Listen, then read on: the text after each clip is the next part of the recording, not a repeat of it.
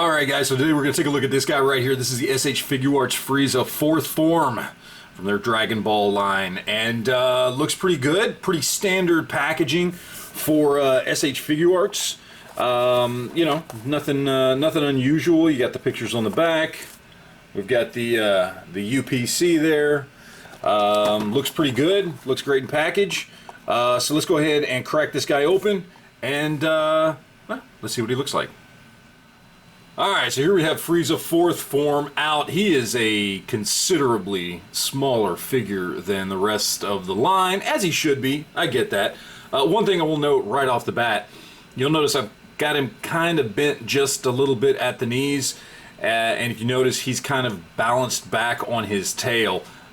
His tail is big and heavy, and because he is such a small figure, there's really no way to position him to where he stands up properly unless you kind of give him this tripod stance where he's bent a little bit at the knees and resting kind of back on his tail. He will not stand up if you straight leg his knees. I could not get the guy to stand up, period, for anything. And of course he's got no pegs on the bottom of his feet, no peg holes, so you can't really put him on any sort of, you know, action figure stand or anything. So you just kind of got to position him to where his tail is taking some of the weight to keep him up straight. So just throwing that out there right off the bat. Right, real quick, let's look at the accessories we've got here. So we've got the extra heads, we've got the halo, we've got the extra hands, open hands, slightly closed hands. We've got crossed arms, which you can attach right below the elbows. We've got pointer finger, and then we've got some replacement feet in more of a claw-like position. And of course, we've got a Dragon Ball.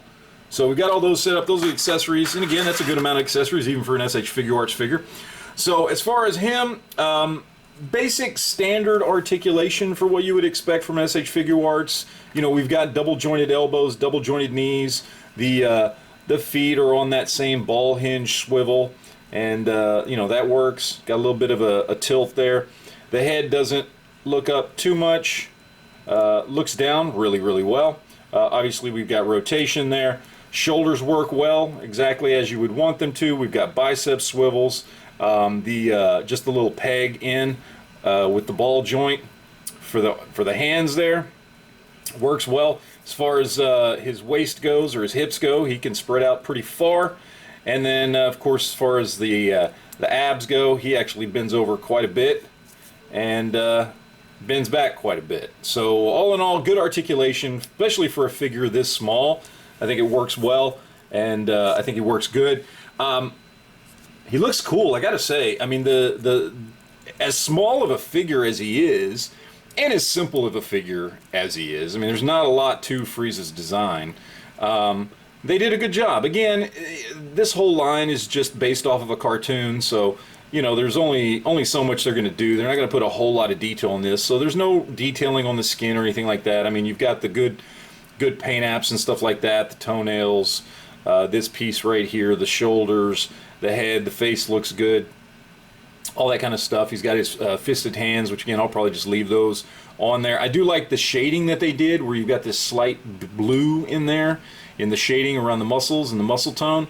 I think that looks good, looks nice. The tail itself doesn't have any paint or texture or anything on it, but it works. It's got some basic articulation. It can swirl around, you know, and it can move slightly up and down, and that's really about it. That's all it does. Again, for a figure this small, I think, you know, it's what you would expect. But, and we'll get into price a little bit later, is this potentially what you would expect for something that falls over like that, and for something that costs as much as all the other figures in the line that have arguably better sculpt, better paint, you know, better articulation in some ways, and can actually stand up on their own.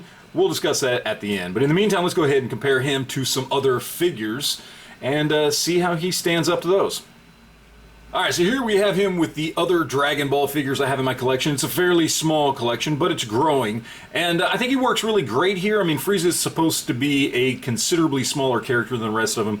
I think this works great. I think he fits perfectly in scale with them as far as how he's supposed to be represented from the cartoon. So I think this works, and I think it looks good.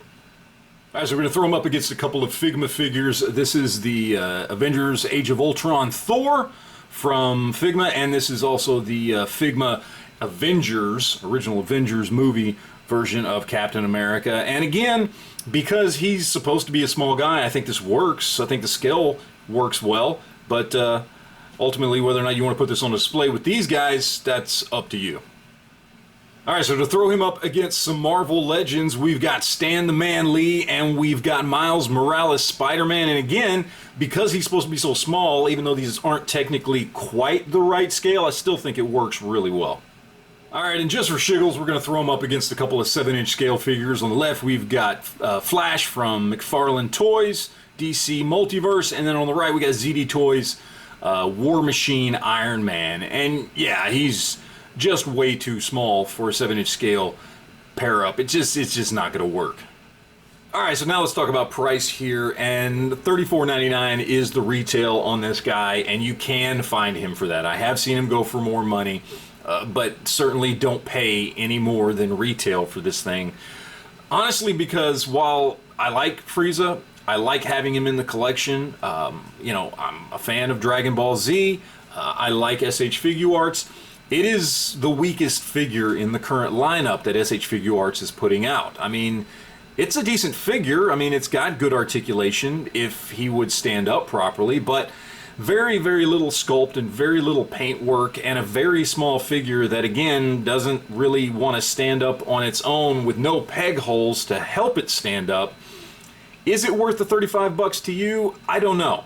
That really is your call. Look, if you're a fan of Dragon Ball Z, then this is probably a no-brainer. Okay, you want Frieza in your collection, and it is a good Frieza figure for what it is.